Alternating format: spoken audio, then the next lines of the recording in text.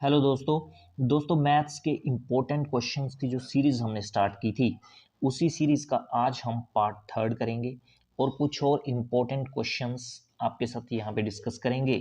तो चलिए स्टार्ट करते हैं सेशन को। क्वेश्चन नंबर फर्स्ट में बोला है a car covers the first 41 kilometre of its journey in 45 minute and covers the remaining 23 kilometre in 35 minute. What is the average speed of the car? तो एक car अपनी journey के first 41 kilometre जो है वो 45 मिनट में cover करती है और बचे हुए 23 किलोमीटर 35 मिनट में कवर करती है। तो आपको बताना है कार की एवरेज स्पीड यानी औसत गति क्या है और औसत गति आपको निकालनी है मीटर पर सेकंड में। तो अगर एवरेज स्पीड की बात करें एएस से मैं डिनोट कर रहा हूँ तो एवरेज स्पीड का फॉर्मूला क्या होता है टोटल डिस्टेंस। अब टोटल डिस्टेंस कितना है 41 प्लस 23 तो कितना हो गया 64 डिवाइड बाय टोटल टाइम तो 45 प्लस 35 कितना हो गया 80 मिनट। तो 80 मिनट्स को अगर आवर्स में चेंज करना हो कितना आएगा 80/60। तो 60 कहाँ चले जाएंगे न्यूमरेटर में, ठीक है। एक जीरो से एक जीरो कट गई, 8 से 64 कटा तो यहाँ पे 8 आ गया एंड 8 6 दा कितना हो गया 48। तो ये 48 क्या आया एवरेज स्पीड आ गई आपकी किस में आ गई किलोमीटर पर आवर में आई है, ठीक है ना। आपको किस में निकालनी है मीटर पर सेकंड में। तो आपको पता है कि किलोमीटर पर आवर को जब आप मीटर पर सेकंड में चेंज करते हो तो किससे मल्टीप्लाई करना पड़ता है 5/18 से। तो ये मीटर पर सेकंड में चेंज हो जाएगा और जब मीटर पर सेकंड को किलोमीटर पर आवर में चेंज करना हो तो 18/5 से मल्टीप्लाई किया जाता है, ठीक है। तो इस चीज़ का आपने ध्यान रखना है। अब देखो 6 से ये कट जाएंगे, 6 से 18 कटा तो यहाँ पे 3 आ गया और 6 से ये 48 भी कटेगा तो ये 8 आ जाएगा यहाँ पे। अब कुल मिला के कितना बचा आपके पास न्यूमरेटर में बचा आपके पास 8 5 40 और डिनोमिनेटर में 3 आ गया 40/3 मीटर पर सेकंड। अब इसको जब आप मिक्स फ्रैक्शन में चेंज करोगे तो ये आएगा 13 एंड 1/3 मीटर पर सेकंड। तो ये आ जाएगी आपकी एवरेज स्पीड। तो क्वेश्चन नंबर फर्स्ट का ऑप्शन ए जो है वो सही हो जाएगा, ठीक है ना। अगला क्वेश्चन देखते हैं। क्वेश्चन नंबर सेकंड में बोला है Somu has borrowed ₹10,000 from a money lender with simple interest at the rate of 7% per 6 months. How much amount will he pay to the money lender after 3 years? तो सोमू क्या करता है पैसे उधार लेता है 10,000 रुपया और रेट ऑफ इंटरेस्ट क्या है 7% पर 6 मंथ, 6 मंथ का 7%। तो बताओ एक साल का क्या होगा, एक साल का सिंपल इंटरेस्ट कितना बन जाएगा 14%, 14% हो जाएगा, ठीक है। तो हम एक साल का लेके चलेंगे, ठीक है ना। आपको पहले सिंपल इंटरेस्ट निकाल लेना है। तो सिंपल इंटरेस्ट का फॉर्मूला क्या होता है principal into rate of interest into time divide by 100। तो प्रिंसिपल आपके पास कितना है 10,000 है, रेट ऑफ इंटरेस्ट कितना बताया आपको मैंने 14% आएगा, ठीक है। और टाइम क्या है 3 साल, ठीक है, डिवाइड बाय 100 आ जाएगा। अब ये 2 जीरो से 2 जीरो तो कट गई, 14 को 3 से किया कितना आया 42, 42 को 100 से किया तो कितना आया 4200। तो ये तो आ गया आपका क्या सिंपल इंटरेस्ट 4,200 रुपये। आपको क्या निकालना है कि 3 साल के बाद सोमू जो है वो कितने पैसे वापिस करेगा। तो 4200 रुपया तो सिंपल इंटरेस्ट आ गया, 10,000 प्रिंसिपल था, तो अमाउंट क्या आ जाएगा 10,000 प्लस 4200। तो कुल कितना अमाउंट देना पड़ेगा उसको 14,200 रुपये, ठीक है ना। तो क्वेश्चन नंबर सेकंड का ऑप्शन बी जो है वो सही हो जाएगा, ठीक है। अगला क्वेश्चन देखो। क्वेश्चन नंबर थर्ड में बोला है if a sum of ₹6,225 is divided into 3 parts such that 4 times the first part is equal to 5 times the second part and 7 times the third part, the difference between the first and the second part is। अब देखो 6,225 रुपये को आपको इस तरह से 3 parts में divide करना है कि पहले पार्ट का 4 गुना इक्वल है दूसरे पार्ट के 5 गुना के और वो इक्वल है तीसरे पार्ट के 7 गुना के। तो आपको डिफरेंस निकालना है पहले पार्ट और दूसरे पार्ट में। अब देखो, अगर हम फर्स्ट पार्ट जो है वो ए मान लें, सेकंड पार्ट को हम बी मान लें और थर्ड पार्ट को सी मान लें, तो क्वेश्चन में क्या बोला है, फर्स्ट पार्ट का 4 टाइम यानी 4 इंटू ए, क्योंकि फर्स्ट पार्ट हमने ए मानना है, ये इक्वल है सेकंड पार्ट के 5 टाइम्स के। तो सेकंड पार्ट बी है, इसका 5 टाइम्स क्या हो जाएगा 5b, और ये फर्दर इक्वल है थर्ड पार्ट का 7 टाइम। तो थर्ड पार्ट क्या है सी, इसका 7 टाइम्स करोगे कितना आएगा 7 इंटू सी आ जाएगा। ठीक है, अब आपको क्या करना है 4, 5 और 7 का एलसीएम लेना है। तो जब आप 4, 5 और 7 का एलसीएम लोगे आप, तो ये आएगा 140।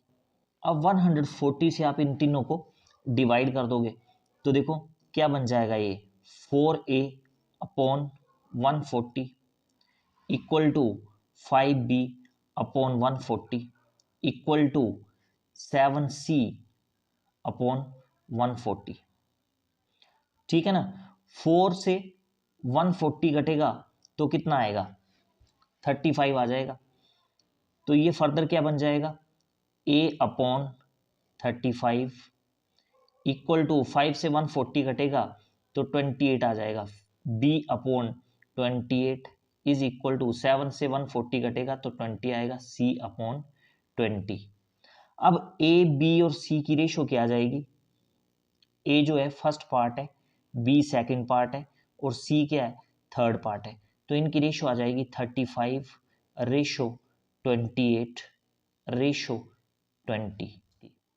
अब इन तीनों पार्ट्स का अगर सम देखें हम तो कितना आएगा, इन तीनों को प्लस करोगे तो ये आएगा 83। ठीक है, अब 83 रेशो जो है वो इक्वल है किसके 6225 रुपए के। ठीक है ना, तो एक रेशो की वैल्यू क्या आ जाएगी यहाँ से 6225 डिवाइड बाई 83। तो 6225 से जब आप 83 को डिवाइड करोगे तो ये आएगा 75 रुपीज। तो एक रेशो की वैल्यू आ गई 75 रुपए। आपको क्या निकालना है, फर्स्ट पार्ट और सेकंड पार्ट के बीच में डिफरेंस निकालना है। तो रेशो में अगर देखें हम तो फर्स्ट पार्ट और सेकंड पार्ट में कितना डिफरेंस है 35 और 25 में 28 में कितना डिफरेंस है 7 का डिफरेंस है। तो एक रेशो की वैल्यू आपके पास 75 रुपीज है, आपको 7 रेशो की वैल्यू निकालनी है। तो कितनी आ जाएगी 75 इंटू 7। तो 75 को 7 से जब आप मल्टीप्लाई करोगे तो ये आएगा 525। तो यही आएगा फर्स्ट पार्ट और सेकंड पार्ट के बीच में डिफरेंस। तो क्वेश्चन नंबर थर्ड का ऑप्शन ए जो है वो सही हो जाएगा। ठीक है ना, अगला क्वेश्चन देखते हैं। देखो क्वेश्चन नंबर 4 में बोला है a cricket team wants to win 80% of the matches out of 225 matches. Out of 120 matches already played, the success rate is 70%. What should be the success rate for the remaining matches in order to reach the target? अब देखो एक cricket team का target है कि उसको कुल 225 match खेलने हैं और 80% जीतने हैं।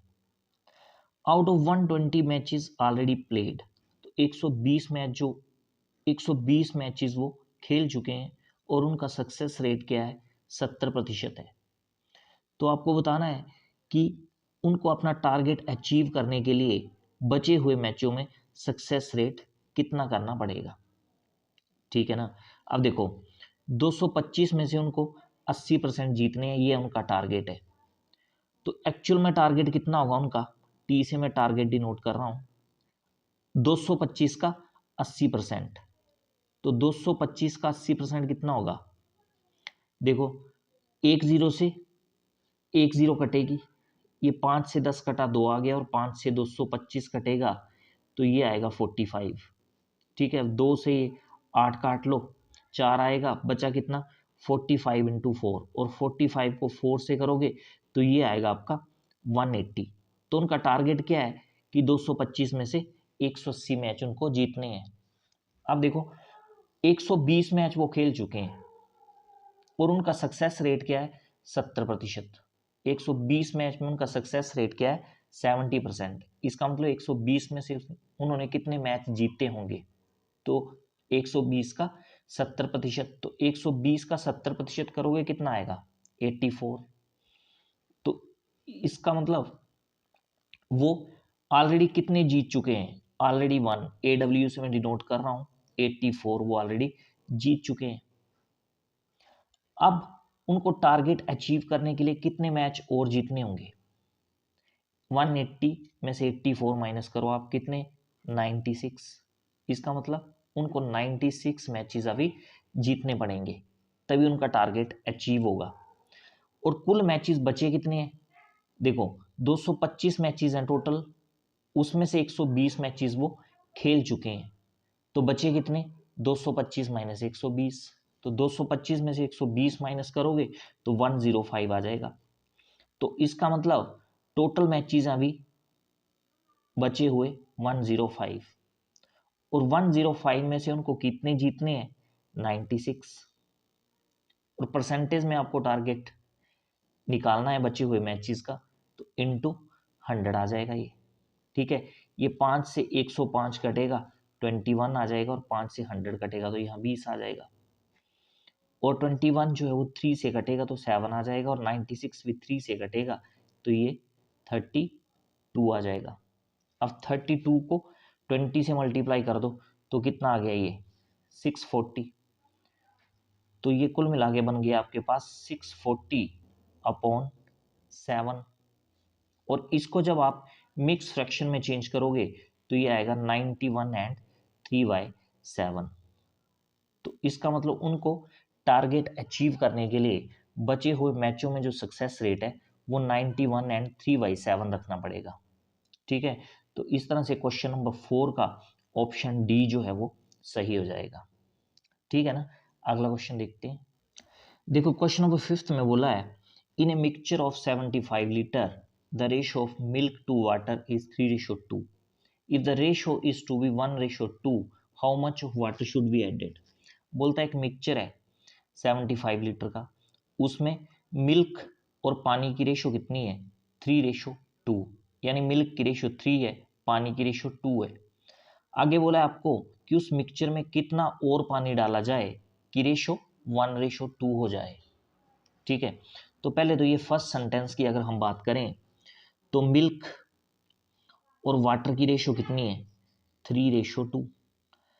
अब देखो रेशो में टोटल मिक्सचर कितना है 3 + 2 5, तो रेशो में मिक्सचर है आपके पास 5।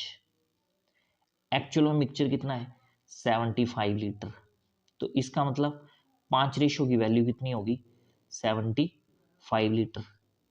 एक रेशो की वैल्यू आ जाएगी यहाँ से कितनी 75 / 5, तो कितना आएगा 15 लीटर। क्लियर है यहाँ तक। अब देखो एक रेशो की वैल्यू कितनी आ गई 15 लीटर, तो 3 रेशो की वैल्यू कितनी आ जाएगी 45 लीटर। इसका मतलब 45 लीटर मिल्क होगा, और 2 रेशो की वैल्यू कितनी आ जाएगी 30 लीटर, और 30 लीटर क्या होगा पानी होगा 75 के मिक्सचर में। पर उससे हमें कोई लेना देना नहीं है, हमें देखना है नई रेशो।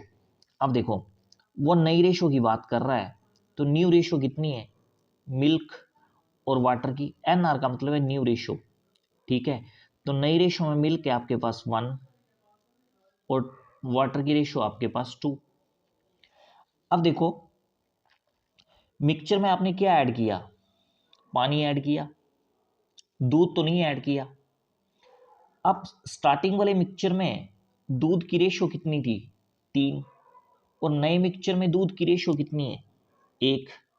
तो मिल्क तो आपने ऐड नहीं किया, आपने तो ऐड किया पानी, तो मिल्क की तो रेशो वही रहेगी जो पुरानी है, ठीक है ना। पुरानी कितनी है 3 है, तो मिल्क की रेशो यहाँ भी कितनी रहेगी 3 रहेगी। इसका मतलब यहाँ आपको किससे मल्टीप्लाई करना पड़ेगा 3 से करना पड़ेगा। अगर यहाँ 3 से कर रहे हो तो ये 2 को भी आपको 3 से मल्टीप्लाई करना पड़ेगा, तो रेशो क्या बन जाएगी आपकी 3:6 आ जाएगा। मिल्क की रेशो देखो 3 थी पहले, अभी भी कितनी करनी है हमें 3 ही करनी है। अब देखो पानी की रेशो की अगर बात करें पहले कितनी थी 2, अब कितनी होगी 6, तो पानी की रेशो कितनी बढ़ी 4 बढ़ गई, तो रेशो में 4 बढ़ी। एक्चुअल में कितनी होगी, तो एक्चुअल में कितनी होगी वो एक रेशो की वैल्यू कितनी है 15, 4 रेशो की वैल्यू कितनी आ जाएगी 60।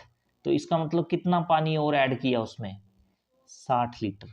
तो क्वेश्चन नंबर 5 का ऑप्शन सी जो है वो सही हो जाएगा। ठीक है ना। तो ये थे कुछ क्वेश्चंस जो आज हमने आपके साथ डिस्कस किए। आई होप ये क्वेश्चंस आपको बेनिफिशियल लगे होंगे। अगर वीडियो आपको अच्छा लगा तो इसको लाइक और शेयर जरूर करें और चैनल को सब्सक्राइब करना ना भूलें। तो आज के लिए फिलहाल इतना ही। Thanks for watching.